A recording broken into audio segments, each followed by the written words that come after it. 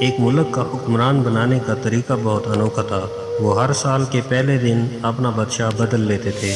سال کے آخری دن جو بھی سب سے پہلے ملک کی حدود میں داخل ہوتا تو اسے نیا بادشاہ منتخب کر لیتے تھے اور موجودہ بادشاہ کو علاقہ غیر یعنی ایسی جگہ چھوڑ آتے تھے جہاں صرف سانپ بچھو ہوتے تھے اور کھانے پینے کے لیے کچھ بھی نہ تھا۔ اگر وہ سانپ بچھو سے کسی نہ کسی طرح بچ جاتا تو بھوک پیاس سے مر جاتا۔ کتنے ہی بادشاہ ایسے ہی ایک سال کی بادشاہی کے بعد اس علاقہ غیر میں جا کر مر کھپ گئے۔ اس دفعہ شہر میں داخل ہونے والا نوجوان کسی دور دراز کے علاقے کا لگ رہا تھا۔ سب لوگوں نے آگے بڑھ کر اسے مبارکباد دی اور اسے بتایا کہ آپ کو اس ملک کا بادشاہ چن لیا گیا ہے، اور اسے بڑے اعزاز کے ساتھ محل میں لے گئے۔ وہ حیران بھی ہوا اور خوش بھی۔ تخت پر بیٹھتے ہی اس نے پوچھا کہ مجھ سے پہلا بادشاہ کہاں گیا؟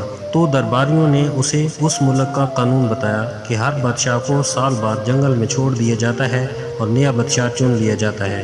یہ سنتے ہی وہ ایک دفعہ تو پریشان ہوا، لیکن پھر اس نے اپنی عقل کو استعمال کرتے ہوئے کہا کہ مجھے اس جگہ لے کر جاؤ جہاں تم بادشاہ کو چھوڑ کر آتے ہو۔ درباریوں نے سپاہیوں کو ساتھ لیا اور بادشاہ سلامت کو وہ جگہ دکھانے جنگل میں لے گئے۔ بادشاہ نے اچھی طرح اس جگہ کا جائزہ لیا اور واپس آ گیا۔ اگلے دن اس نے سب سے پہلا حکم یہ دیا کہ محل سے علاقہ غیر تک ایک سرسبز و شاداب راستہ بنایا جائے اور اس جگہ کے بیچوں بیچ ایک ایسی رہائش تعمیر کی جائے جس میں ہر قسم کی سہولت ہو اور اس کے ارد گرد خوبصورت باغ لگائے جائیں۔ بادشاہ کے حکم پر عمل ہوا اور تعمیر شروع ہو گئی۔ کچھ ہی عرصے میں سڑک اور محل وغیرہ بن کر تیار ہو گئے۔ ایک سال کے پورا ہوتے ہی بادشاہ نے درباریوں سے کہا کہ اپنی رسم پوری کرو اور مجھے وہاں چھوڑو جہاں مجھ سے پہلے بادشاہوں کو چھوڑ کے آتے تھے۔ درباریوں نے کہا کہ بادشاہ سلامت، اس سال یہ رسم ختم ہو گئی ہے کیونکہ ہمیں ایک عقل مند بادشاہ مل گیا ہے۔ وہاں تو ہم ان بے وقوف بادشاہوں کو چھوڑ کر آتے تھے جو ایک سال کی بادشاہی کے مزے میں باقی کی زندگی کو بھول جاتے اور اپنے لیے کوئی انتظام نہ کرتے، لیکن آپ نے عقل مندی کا مظاہرہ کیا کہ